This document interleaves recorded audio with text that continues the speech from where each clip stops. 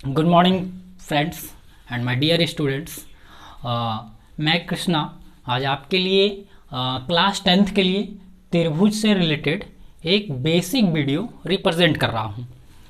देखिए 10वां क्लास के बच्चे को ये चैप्टर जो है थोड़ा हार्ड महसूस होता है ना, तो हम आपको बेसिक से समझा रहे हैं। कुछ नॉर्मल क्वेश्चन करने के लिए एनसीईआरटी बुक्स में लेसन 6 का 6.1 में कुछ बेसिक क्वेश्चंस के लिए बेसिक क्लास हम आपको दे रहे हैं ना।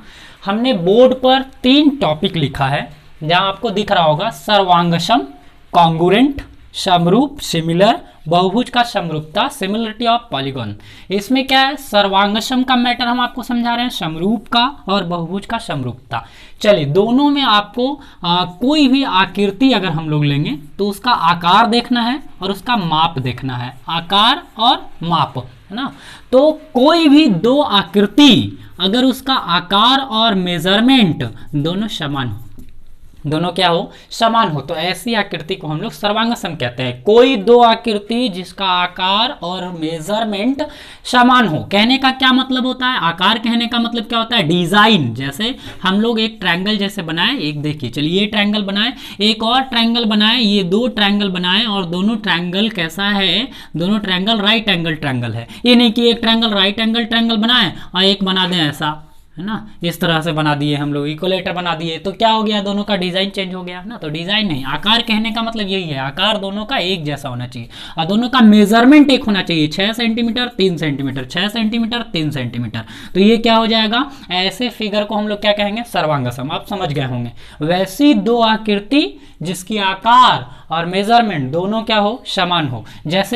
जैसे आप कोई बुक का पेज देख सकते हैं, फ्रंट पेज, फर्स्ट पेज और उसके नीचे सेकंड पेज, तो वो दोनों पेज एक दूसरे के बिल्कुल क्या होता है, आकार में भी बराबर होता है और मेजरमेंट में भी बराबर होता है। हम लोग कह सकते हैं कि वो दोनों पेज बुक का क्या हो जाएगा, सर्वांगसम हो जाएगा। अब हम आपको समरूप में बता रहे हैं। समरूप में आकार और माप, है ना, यहां पर क्या होता है कि आकार तो समान होगा।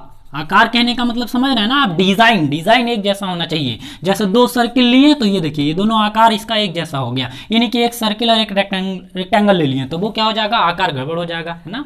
तो आकार जो है समान होना चाहिए और यहाँ पे मेजरमेंट जो है समान भी हो या असमान भी हो। असमान भी रहेगा, मेजरमेंट अगर अलग अलग भी रहेगा तो चलेगा, मेजरमेंट भी अलग अलग हो और लेकिन आकार जो है समान होना चाहिए। तो ऐसे फिगर को हम लोग कहते हैं समरूप। जैसे कि एक छोटा सर्किल लिए, एक बड़ा सर्किल लिए, तो ये दोनों सर्किल जो होगा वो समरूप होगा। क्यों, क्योंकि यहां पर का जो रेडियस है ना, वो छोटा है और यहाँ का रेडियस बड़ा है, तो मेजरमेंट इसका क्या हो गया, अलग अलग, परंतु इसका जो आकार है वो क्या है, आकार एक जैसा है ना, तो हम लोग इसको कहेंगे समरूप। तो डेफिनेशन कैसे देंगे, वैसी दो आकृति जिसका आकार समान हो तथा माप समान अथवा असमान हो, है ना, माप समान अथवा असमान हो तो ऐसी आकृति समरूप कहलाती है।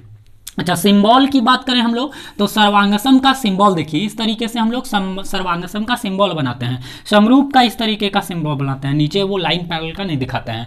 तो ये हो गया आपका समरूप का और ये क्या हो गया, सर्वांगसम का। अब हम आपको बहुभुज का समरूपता बता रहे हैं। सिमिलरिटी ऑफ पॉलीगॉन क्या कहता है कि कोई भी दो आकृति अगर है तो वो दोनों आकृति समरूप कब होगा, उसका 2 कंडीशन है। कोई भी दो फिगर का समरूप होने के लिए 2 कंडीशन है। जैसे त्रिभुज की बात कर ले, ये 2 त्रिभुज अगर हम लोग बनाएं तो आप कैसे कहेंगे कि ये दोनों त्रिभुज समरूप है, तो इसके लिए हम आपको 2 कंडीशन बता रहे हैं। कंडीशन नंबर 1 में क्या कहता है कि दोनों फिगर का कोण जो है बराबर होना चाहिए। कोण क्या होना चाहिए, समान।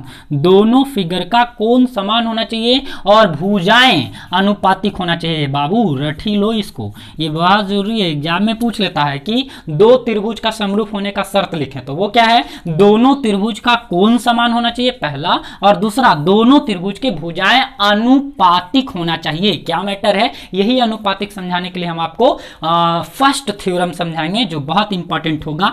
अनुपातिक के लिए थोड़ा सा हम आपको बता रहे हैं। अनुपातिक जैसे ये वाला भुजा साइड देख रहे हैं और ये वाला साइड देख रहे हैं, ये साइड 3 6 4 8 अगर कर लें तो ये साइड और ये साइड का अनुपात देखिए क्या हो रहा है, 3/6। ये साइड और ये साइड का अनुपात क्या हो रहा है, 4/8, है ना। तो ये 1/2 आ रहा है, ये भी 1/2 आ रहा है, तो अनुपातिक हो गया, है ना, बराबर हो गया। तो इस तरीके के भुजाएं क्या होना चाहिए, अनुपातिक होना चाहिए। तो ये बहुभुज होने का, बहुभुज को समरूप होने का कंडीशन है। अब हम आपको थोड़ा समरूप और सर्वांगसम का नोट बता बता रहे हैं, नोट आप समझ ही रहे होंगे कि कोई भी समरूप वाला जो सर्वांगसम की जो आकृति होगी, सर्वांगसम की, ये देखिए सर्वांगसम आकृति बनाए हम, सर्वांगसम वाली आकृति समरूप वाली हो सकती है। सर्वांगसम का डेफिनेशन समरूप में मिलता है, देखिए यहाँ भी समान और माप भी समान, तो यहाँ आकार समान और माप भी समान दिख रहा है, तो मिल रहा है। तो सर्वांगसम की आकृति जो होगी समरूप होगी, सभी सर्वांगसम की आकृति समरूप कहलाएगी। समरूप वाली आकृति सर्वांगसम नहीं कहलाएगी। क्यों नहीं कहलाएगी? क्योंकि इसका मेजरमेंट तो बराबर है ही नहीं। अब हम आपको बेसिक क्वेश्चन करने के लिए, ये तीन चीज समझाने के बाद बेसिक क्वेश्चन करने के लिए आपको हम एक प्रमेय आपको प्रूव करके दिखाएंगे, है ना, कि वो प्रमेय कौन सा है। हम आपको बेसिक एक थ्योरम बता रहे हैं ना, इस चैप्टर में लेसन 6 में हम आपको 8 या 9 थ्योरम बताएंगे प्रूफमेंट के साथ, जो क्वेश्चन बनाने में काफ़ी महत्वपूर्ण होगा और ये आपका कंसेप्ट को मजबूत करेगा। थ्योरम जो होता है कंसेप्ट को मजबूत करता है। अगर आप थ्योरम बढ़िया से समझते हैं, प्रूफमेंट के साथ हम आपको समझा रहे हैं, एग्जाम के लिए भी महत्वपूर्ण होगा और साथ ही साथ क्वेश्चन डील करने में महत्वपूर्ण होगा, है ना, तो आपको समझना होगा। तो पहला जो इस चैप्टर का थ्योरम है जो क्वेश्चन सॉल्व करने में मदद करेगा, उस थ्योरम का नाम है थेल्स प्रमेय। देखिए आप लिखे हैं हम, या फिर इसको समानुपातिकता प्रमेय कहते हैं। हम अभी जो अनुपातिक भुजाएं बता रहे थे ना, उसको वही चीज है यहाँ पे, समानुपातिकता, इसको हम लोग समझा रहे हैं। तो ये थ्योरम आपको कहता क्या है, कथन क्या है इसका, हम डायग्राम के साथ आपको समझा रहे हैं कि ये कथन क्या कहता है, इसका स्टेटमेंट क्या है इस थ्योरम का। कोई भी त्रिभुज ले लेते हैं हम लोग, यदि कोई त्रिभुज लिए, देखिए ये त्रिभुज है और इस त्रिभुज का कोई एक भुजा के समानांतर, अगर इस भुजा की बात करें तो ये दोनों इसका अन्य भुजा हो जाएगा दो, तो ये दो भुजा पर आपको अलग अलग 2 पॉइंट लेना है और इस दोनों पॉइंट से एक रेखा आपको खींच लेना है और ये जो रेखा है वो इस भुजा के समानांतर है। ये कहता है थेल्स प्रमेय कि किसी त्रिभुज में एक भुजा के समानांतर अन्य 2 भुजाओं पर भिन्न भिन्न बिंदुओं से जाने वाली समानांतर रेखाएं, ये समानांतर रेखा है ना, इन 2 भुजाओं को, कौन 2 भुजाओं को, जिस भुजा पे आप लाइन अभी खींचे, इन 2 भुजाओं को समान अनुपात में विभाजित करेगी। ये इसका थ्योरम है। हम आपको लिख कर यहां पे बता रहे हैं कि यदि किसी त्रिभुज में एक भुजा के समानांतर अन्य 2 भुजाओं पर भिन्न भिन्न बिंदुओं से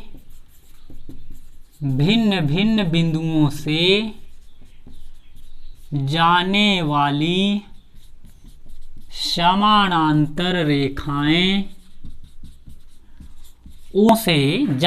रेखाएं, उन दोनों भुजाओं को समान अनुपात में विभाजित करेगी, है ना। क्या कह रहा है कि यदि किसी त्रिभुज में एक भुजा के समानांतर, देखो बाबू समानांतर कह रहा है, ये लाइन पहले से समानांतर है, अन्य 2 भुजाओं पर भिन्न भिन्न बिंदुओं से, देखिए भिन्न भिन्न बिंदुओं से जाने वाली रेखा उन दोनों भुजाओं को समान अनुपात में विभाजित करेगी। फिगर से आप स्टेटमेंट याद रखेंगे, स्टेटमेंट याद रखना जरूरी है। यदि किसी त्रिभुज में एक भुजा के समानांतर अन्य 2 भुजाओं पर भिन्न भिन्न बिंदुओं से जाने वाली रेखा उन दोनों भुजाओं को समान अनुपात में विभाजित करेगी, ये इसका कथन हो गया। अब इसका हम पूरा प्रूफ करके आपको दिखा रहे हैं कि इसमें सिद्ध क्या करना है।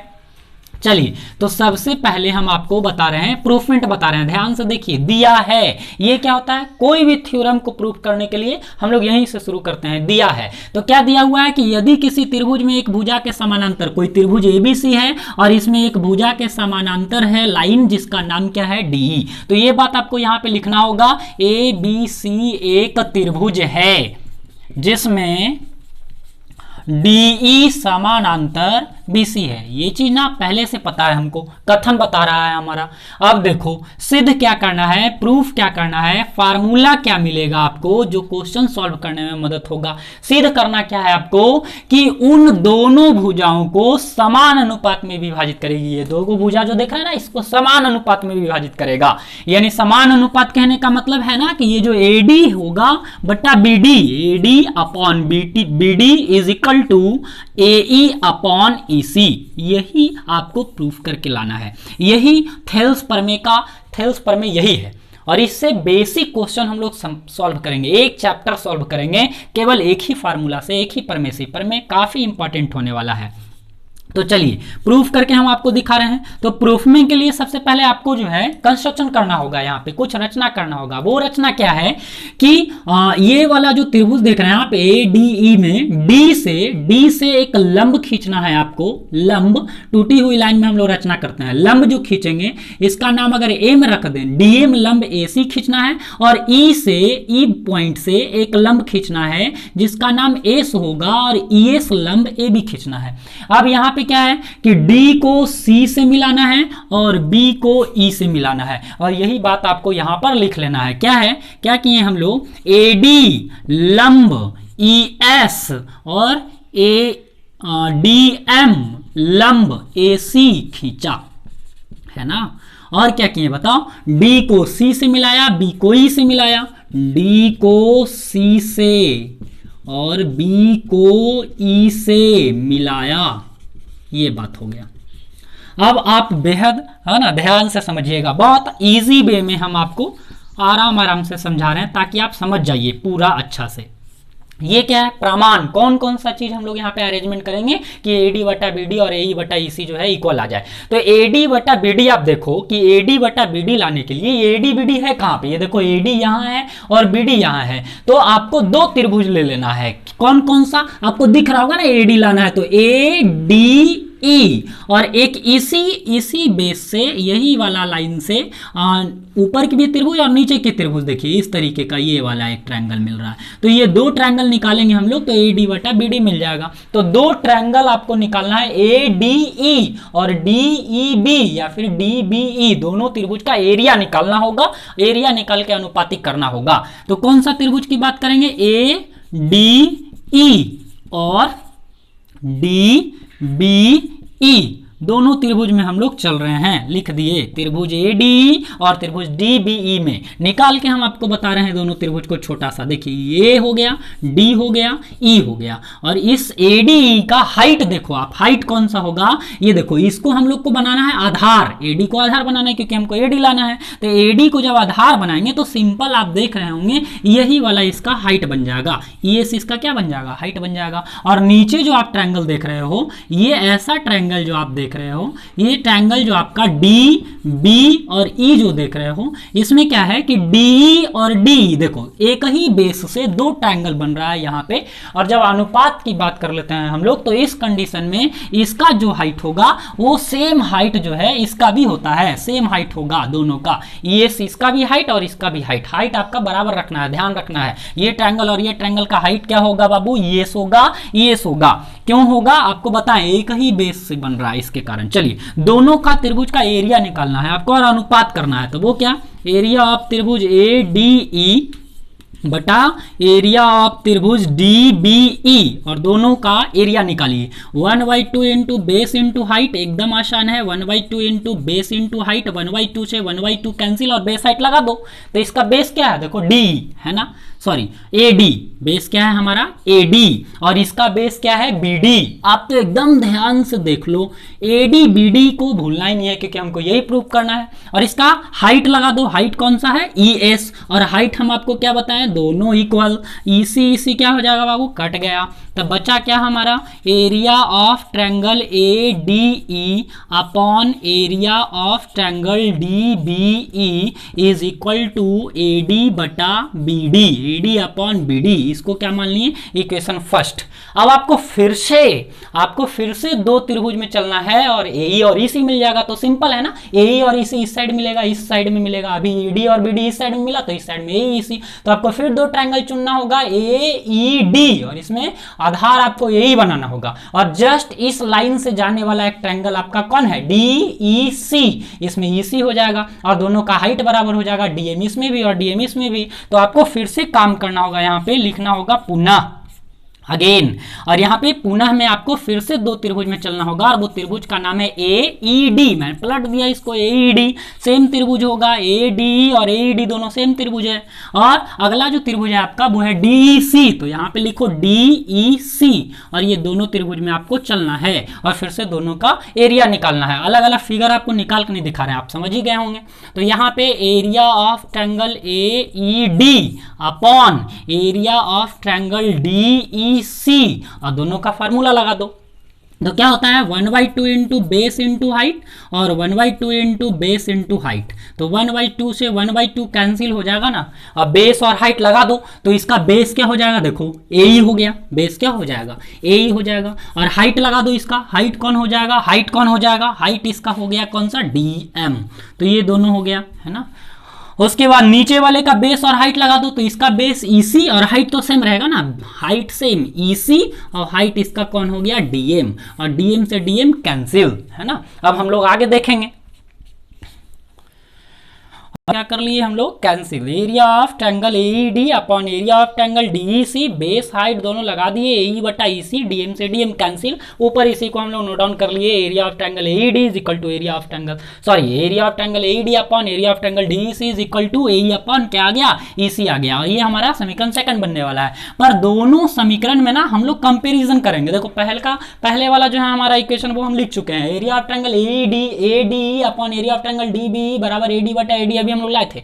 यहाँ पे देखो दोनों ऊपर वाला एरिया देखो, दोनों ट्रायंगल जो है इक्वल है, यहाँ AED है यहाँ ADE है, सही है AED, बस यहाँ पे थोड़ा नाम इधर उधर हम लोग कर ले हैं लेटर, तो दोनों एरिया इक्वल है। लेकिन नीचे वाला देखो DEC और यहाँ देखो DBE, तो दोनों त्रिभुज है, दोनों बराबर, लेकिन नाम जो है दोनों का अलग अलग है और अलग अलग जगह पे भी था। अगर फिगर की बात करें तो इस तरीके का फिगर में हम आपको दिखा दे रहे हैं, यहाँ पे फिगर में हम आपको दिखा रहे हैं DEC और DBE दोनों ट्रायंगल। ये देखो ये तुम्हारा DBE जो फर्स्ट इक्वेशन में है DBE, और देखो सेकंड इक्वेशन में नीचे वाले को देखो DEC, ये दोनों ट्रायंगल है ना बाबू।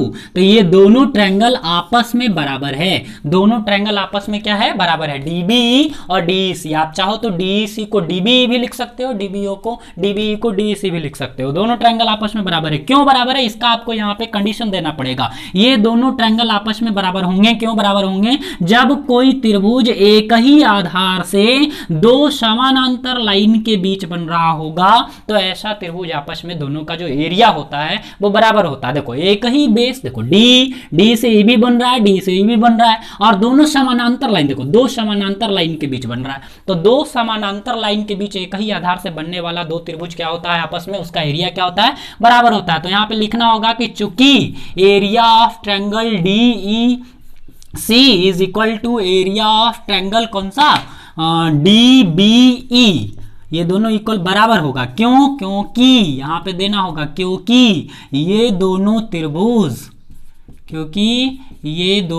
त्रिभुज एक ही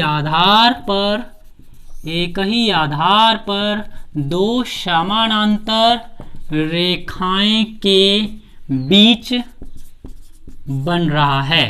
दे दिए हम लोग, रीजन दे दिए, दोनों ट्रायंगल बराबर हो गया। अब क्या करो, इसमें चेंजिंग कर लो। आप क्या चेंजिंग करोगे, area of triangle AED upon area of triangle, इसको फर्स्ट वाले के जैसा लिख दो, DBE is equal to AE और बट्टा में क्या हो जाएगा EC। ये हो गया समीकरण सेकंड। अभी देखो फर्स्ट वाला ये था, सेकंड वाला ये था, दोनों को कंपैरिजन कर लेंगे तो ये वाला साइड और ये वाला साइड हमारा पूरा कट जाएगा। अगर बराबर करेंगे तो, क्योंकि दोनों सेम है तो कट गया। तो बचेगा कौन हमारा समीकरण फर्स्ट में AD बटा BD और यहाँ AE बटा EC। तो हम लोग लिखेंगे समीकरण फर्स्ट और समीकरण सेकंड को बराबर करने पर एकदम इजी अब हो गया, प्रूव हो गया। तो बराबर करेंगे तो ये साइड और ये साइड हमारा कैंसिल हो जाएगा। तो समीकरण फर्स्ट में आ जाएगा AD बटा BD is equal to AE बटा क्या EC। तो हमारा ये वाला थ्योरम जो है थेल्स पर में प्रूव्ड हो गया, साबित हो गया। और अब बेसिक क्वेश्चन करने के लिए फार्मूला बहुत अच्छा होगा। हम आपको कुछ बेसिक क्वेश्चन जल्दी से बता रहे, देखें। थेल्स प्रमेय पर आधारित प्रश्न बता रहे हैं ना। वस्तुनिष्ठ प्रश्न के लिए, ऑब्जेक्टिव क्वेश्चंस के लिए इस प्रमेय को हम लोग यूज करेंगे और साथ ही साथ बड़े क्वेश्चंस को भी डील करेंगे, जो हम आपको बताएंगे आगे नेक्स्ट वीडियो में। हम आपको छोटा क्वेश्चन बता रहे हैं। इसमें क्या है कि एक ट्रायंगल है PQR और ST, इसका पैरेलल लाइन है। देखो यहाँ पे दिया हुआ है ST पैरेलल QR, फिगर भी है ST पैरेलल QR, ये दोनों लाइन क्या है पैरेलल है। तो जब पैरेलल है अगर दो लाइन बाबू, तो हम लोग फटाक से थेल्स प्रमेय समझ जाएंगे कि इसका भुजाएं अनुपातिक होगा PS अपॉन SQ है ना, बटा बराबर PT अपॉन TR ना, दोनों क्या हो जाएगा बराबर हो जाएगा थेल्स प्रमेय से। तो हम लोग यहाँ पे क्या है, PS का वैल्यू दिया हुआ है, PT का वैल्यू दिया हुआ है, QS का वैल्यू दिया हुआ है और TR निकालना है। तो हम लोग यहाँ पे लिखेंगे फटाक से क्या, थेल्स प्रमेय से। और थेल्स प्रमेय से हम लोग फार्मूला क्या बना देंगे, PS अभी अभी पढ़े हैं अपॉन SQ पर प्रूफ करके आपको दिखा दिए, PT अपॉन क्या TR लगा दिए ना हम लोग थेल्स प्रमेय से, सबका वैल्यू रख देंगे, एकदम इजी है। PS का वैल्यू रख दो 1.5, SQ का वैल्यू रख दो SQ S और Q है तो यहाँ पे SQ देखो 3 सेंटीमीटर हो गया, PT तो PT का वैल्यू 2 सेंटीमीटर हो गया, TR निकालना है तो TR यहाँ से निकाल लोगे क्रॉस मल्टीप्लाई करके, TR इंटू 1.5 और 2 इंटू 3 हो जाएगा। यहाँ से TR का अगर वैल्यू निकालें तो 3 2 जा 6 हो जाएगा, 1.5 होगा, पॉइंट हटा ऊपर 0 4 आ जाएगा, तो TR का वैल्यू कितना आ गया 4 सेंटीमीटर हम लोग निकाल लिए है ना। तो इस तरह से हम लोग नेक्स्ट वीडियो में मिलते हैं, धन्यवाद।